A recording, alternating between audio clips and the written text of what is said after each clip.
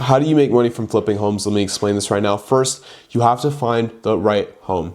You could do this from a lot of different ways. First way I'll mention is like, I don't know why this sticks out to me the most, probably because I used to do this, but cold calling and cold outreach. So there's different forms of like data companies online that might take like surveys from people, for example. Like let's just say there's like websites that'll appraise your property. If a random person fills that out, chances are that you could buy that information somehow. So you could call up those people. Bro, think about it. If you get people that are already looking to search for a new home, it's cold outreach, yes, but it's like way warmer than like literally calling random people in your neighborhood, which you could do. So possibly finding like a leads list with like semi-warm leads. Another way is from foreclosures, just looking at who can't afford to fucking pay for their crib anymore. Maybe estate sales, auction properties, or you could even just look in your local area, maybe on Zillow or maybe in person somehow, and just look for fix-up properties and act quick, because this is definitely like a business people are into. You're not going to be the only one looking for these properties. All right, next step. Calculate the aftermarket value. Is calculate how much the repairs will cost and how much profit you'll be making on this property. So let's just say you find a property for 100 grand, but the plumbing is fucked up. Whatever, that's gonna be another 20 grand. And then let's just say the electrical components in the crib need work. That's another 15 grand. So you're already in 35 grand. And let's just say the average home in that area sells for 200 grand. And these are all hypothetical numbers. There's like another 20 grand in like extra fees for some reason.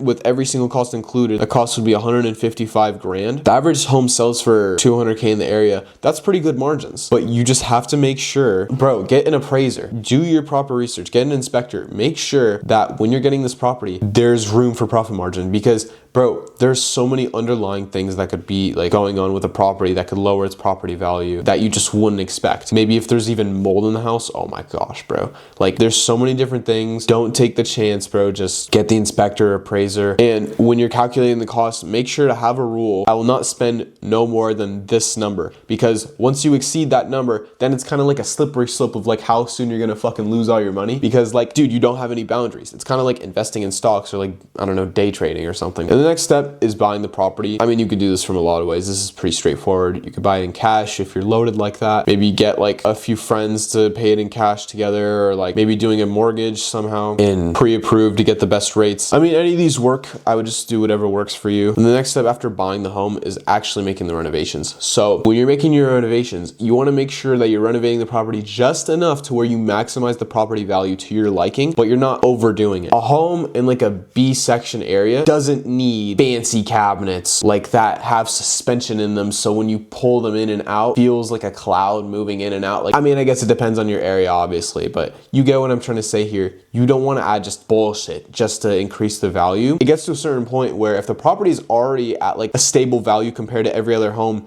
some of these knick-knack things that you could add don't really just add that much, bro. I mean, generally what you see in these renovations, it obviously depends on each home, but generally the painting needs to be redone, flooring, maybe some kitchen renovations, bathrooms, stuff like that. Sometimes it even just comes down to the landscaping and fixing it up on the outside, but it really depends. Next step, list the property. You could do it through Zillow, maybe Redfin. It really depends. Obviously, you want to have like professional photos taken. That doesn't mean you need to hire a photographer, but that just means the photos need to come out crisp. I mean, generally people fucking know this, but bro, sometimes, I mean, I imagine if you scroll on Zillow right now in Detroit, there'll probably be some fucking home with some shitty ass photo taken. Bro, no, I'm not buying your home. Like this is an example. Generally homes with like shitty photos, more often than not, are homes that people look to flip, because nobody's buying a home with shitty fucking property listing photos, bro. Like what? I love how mad I'm getting over this right now. What am I doing? Make the house look appealing as possible from the product listing, I mean, as you can, or try and promote it the best way you can. And yeah, if it's a good property in a good area, it should sell itself. I'm gonna wrap up the video right here. Are you gonna buy a home? Are you gonna sell a home? Have a good day.